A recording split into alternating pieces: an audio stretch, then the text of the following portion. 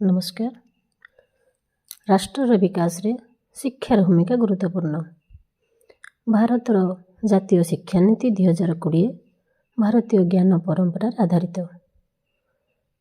2020 होची 21 शताब्दीर प्रथम शिक्षा नीति। यह आम देशर भविष्य पीढ़ी तैयारी करिवो। प्राचीन और शाश्वत भारतीय ज्ञान एवं चिंताधारार समृद्ध ऐतिह्य एही नीतिर मार्गदर्शी अटे।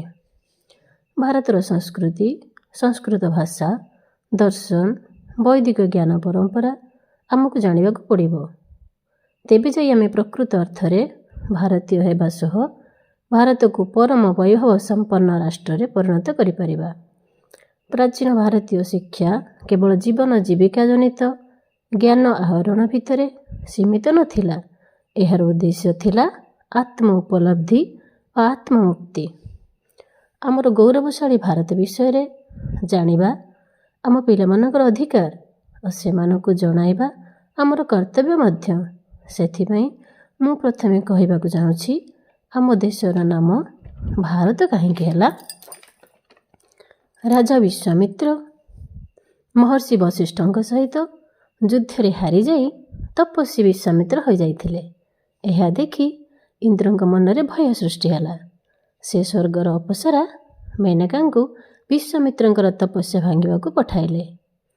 सुंदरी मेनका तपस्या भंग करिबारे सफल हेले सत, किंतु दुहें दुहिंक प्रेम रे पड़गले। एहार फलस्वरूप मेनका गर्भवती हेले। हठात विश्वामित्र मेनका को छाड़ी तपस्या करने चलीगले। किछि दिन परे मेनका एक सुंदरी कन्या को जन्म देले, किंतु मेनका को स्वर्ग को जीवाकू पड़िबारु से कन्या संतानटी को कौन ऋषि आश्रम पाखरे रखिदे चलीगले। पिलाटीर क्रंदन शुणी कौन ऋषि आसी देखती तो शकुंत नामक पक्षी पिलाटी को डेणा द्वारा घोड़ाई रखिछि। तेणु ऋषि पिलाटीर नाम देले शकुंतला। शकुंतला स्नेह ममतारे आश्रम रे बढ़िबाकू लागिला। यौवनावस्था शकुंतला माँ परी अपूर्व सुंदरी और पिता परी तेजदीप्त थिले। कौन मुनि आश्रमर समस्त दायित्व शकुंतला को दे तपस्या करिया को चलीगले। राजा दुष्मंत शिकार करू करू कौन मुनि आश्रम पाखापाखि पहुँची जाइथिले। एठारे एक सन्यासी कहिले, महाराज आपण कौन मुनि आश्रम परिसर रे अछंती। एठारे शिकार करिबा मना। आपण एठारे जीव हिंसा करि परिबे नाही। राजा दुष्मंत सन्यासी को प्रणाम करी कौन ऋषि संबंध में पचारते जानिबाकू पाइले जे कौन ऋषि आश्रम रे नाहांती। काहेकि केजणे तांकर आश्रम आड़े बुलिबाकू इच्छा हैला। निजर राजचित वस्त्र और अस्त्र शस्त्र सारथी दायित्व दे जीवाकू बाहरिले। कारण आश्रम को राजा होई नुहे सन्यासी भाव जीवाकू पड़े। आश्रम रे तपस्वी मानक सहित बुलाबुली करी प्रसाद ग्रहण करिबार इच्छा मन भितरे थाए। जाऊ जाऊ शकुंतलांकर कठस्वर शुणी अटकी गले। शकुंतलांकर रूप लावण्य रे मुग्ध हेबारु धीरे धीरे वार्तालापर इच्छा नहीं प्रथमे परिचय पचारले। दुई जनकर परस्पर प्रति आकर्षण प्रेम रे परिणत हैला। आश्रमवासी राजा दुष्मंत को चिन्हिबा परे यज्ञ रक्षा निमंते सेठारे किछि दिन रहिबा पई अनुरोध कले। राजा दुष्मंत एही प्रस्ताव को स्वीकार कले। यज्ञ सरिबा परे आश्रमवासी अनुरोध रे आउ किछि दिन सेठारे रही आतिथ्यता ग्रहण कले। एही समय रे राजमहलरु खबर आसिला, राजमाता दुष्मंत को शीघ्र जीवा पई आदेश दैछंती। धर्म संकट रे पड़ी दुष्मंत साथी को निर्देश देले, तुमे शीघ्र जाई राजमहल रे पहुंच। मु आउ किछि दिन आश्रम रे रही जीवी। दिने उद्यान रे शकुंतला निज मन कथा सखी प्रियमदा पाखरे प्रकाश करते सखी कहले, तुमे चिठी लिखि दियो, मु राजा दुष्मंत को दे आसबि। एपटे राजा दुष्मंत शकुंतला चित्तरे मग्न थांती। शकुंतला कहले, से जने राजा, मु जने साधारण तपस्वी।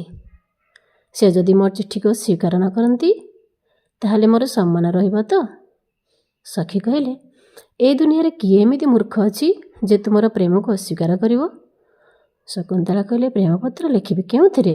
सखी पद्म फलर पत्र आनी देले। ଦୁଷ୍ମନ୍ତ ଉଦ୍ୟାନ ପଛପଟରେ ଲୁଚି ସବୁ କଥା ଶୁଣୁଥିଲେ। ଶକୁନ୍ତଳା ପ୍ରେମପତ୍ର ଲେଖିସାରି ପଢ଼ି ସାରିବା ପରେ ଦୁଷ୍ମନ୍ତ ପହଞ୍ଚିଗଲେ ଏବଂ କହିଲେ, ମୁଁ ମଧ୍ୟ ତୁମକୁ ସେତିକି ପ୍ରେମ କରୁଛି। ସଖୀମାନେ ଆଶ୍ରମକୁ ଫେରିଯାଇଛନ୍ତି। ସେହି ରାତିରେ ଦୁଇଜଣଙ୍କର ଗନ୍ଧର୍ବ ବିବାହ ହୋଇଯାଇଛି।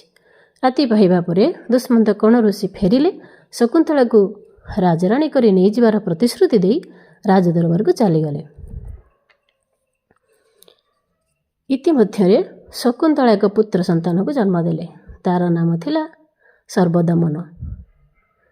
ପିଲାଟି ଦିନରୁ ଅଦମ୍ୟ ଶକ୍ତି ଓ ସାହସ ତାଙ୍କ ଭିତରେ ଫୁଟି ଉଠିଥିଲା।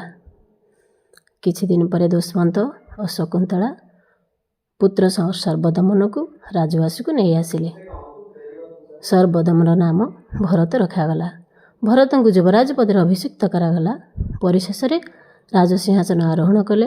ନିଜର ଶକ୍ତି, ଦକ୍ଷତା, ସାହସ ବଳରେ ସମସ୍ତ ରାଜାଙ୍କୁ ପରାଜିତ କରି ଚକ୍ରବର୍ତ୍ତୀ ସମ୍ରାଟ ଉପାଧିରେ ଭୂଷିତ ହେଲେ।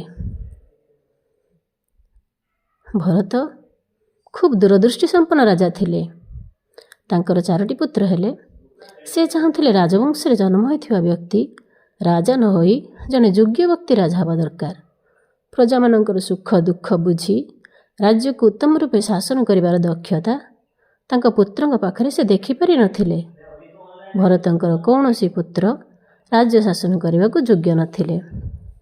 ତେଣୁ ନିଜର ଉତ୍ତରାଧିକାରୀ ବାଛିବା ପାଇଁ ନିଜର ସମସ୍ତ ସ୍ୱାର୍ଥକୁ ଜଳାଞ୍ଜଳି ଦେଇ ପୁରାତନ ନିୟମକୁ ଭାଙ୍ଗି ଉପଯୁକ୍ତ ବ୍ୟକ୍ତିର ସନ୍ଧାନରେ ଲାଗି ପଡ଼ିଲେ। ଛଦ୍ମବେଶରେ ଦୀର୍ଘ ଦିନର ଅନୁସନ୍ଧାନ ପରେ ଋଷି ଭରଦ୍ୱାଜଙ୍କର ଜ୍ୟେଷ୍ଠ ପୁତ୍ର ଶାନ୍ତନୁକୁ ଉତ୍ତରାଧିକାରୀ ଭାବେ ଘୋଷଣା କଲେ। ସାରା ବିଶ୍ୱରେ ପ୍ରଥମେ ଆମ ଦେଶରେ ରାଜା ଭରତ ଗଣତନ୍ତ୍ରର ବୀଜ ବିପନ କରିଥିବାରୁ ଆମ ଦେଶର ନାମ ଭାରତ ରଖାଯାଇଥିଲା। ରାଜା ଭରତଙ୍କ ପାଇଁ ଆମର ଦେଶ ଆଜି ମଧ୍ୟ ଅନ୍ୟ ଦେଶମାନଙ୍କ ମଧ୍ୟରେ ଏକ ସ୍ୱତନ୍ତ୍ର ସ୍ଥାନର ଅଧିକାରୀ। ଧନ୍ୟ ରାଜା ଭରତ, ଧନ୍ୟ ଆମ ଭାରତବର୍ଷ। ପ୍ରଣାମ ଭାରତ ମାତା। ଧନ୍ୟବାଦ।